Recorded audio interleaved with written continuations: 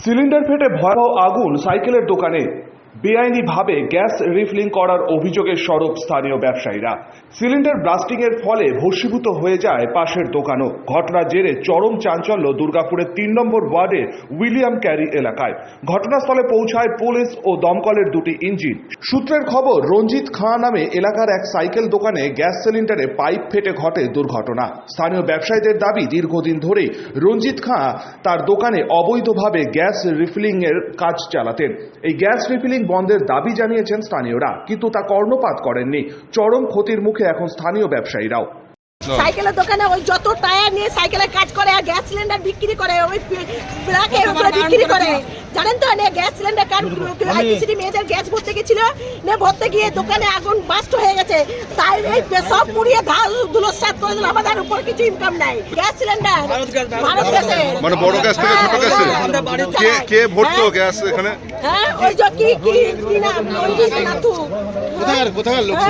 এই মহাবাগানের আমাদের এখানকারই ভারত গ্যাস নিয়ে ওই লোকের বিক্রি করা হতো, কন্টিনিউ বিক্রি হতো। আমরা অনেকবার এটা প্রোটেকশন করি, তাও শোনেনি কোনো কথা।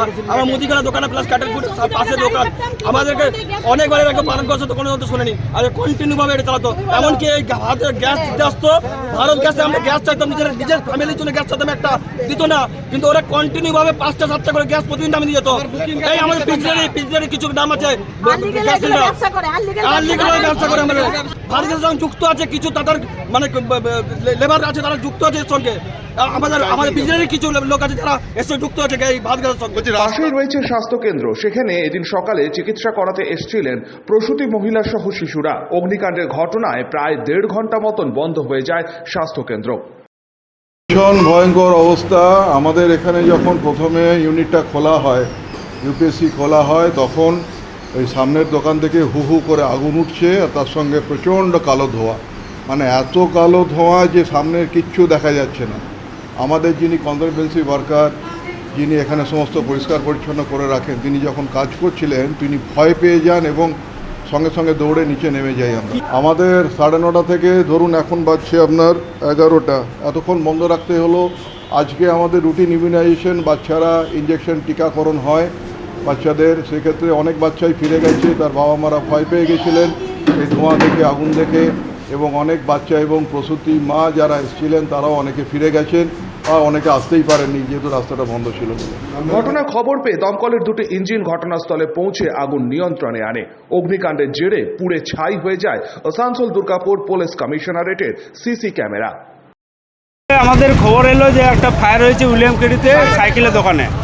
আমরা এসে দেখি যে পরপর আরও দুটো দোকান আছে, ওগুলো লেগে যেত আমরা যদি তাড়াতাড়ি না আসতাম। অগ্নিকাণ্ডের ঘটনায় খবর পেয়ে ঘটনাস্থলে এসে পৌঁছায় তড়িঘড়ি রাজ্যের মন্ত্রী প্রদীপ মজুমদার।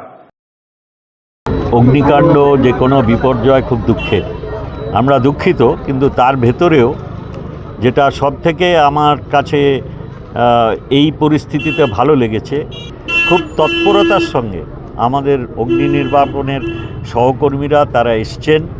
আমাদের ফায়ার ব্রিগেড এখানে এত দ্রুততার সঙ্গে এই আগুনটা ছড়িয়ে পড়ার আগেই তারা এখানে বন্ধ করতে পেরেছেন।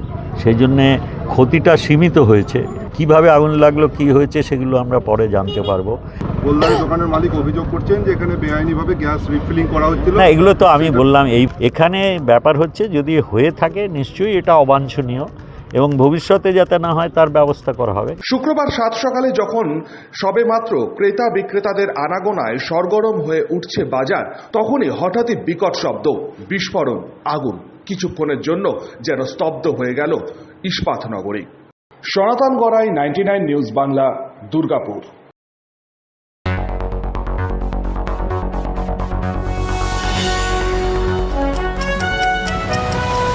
আপনারা দেখছেন 99 নিউজ বাংলা। বদলাবো আমরা।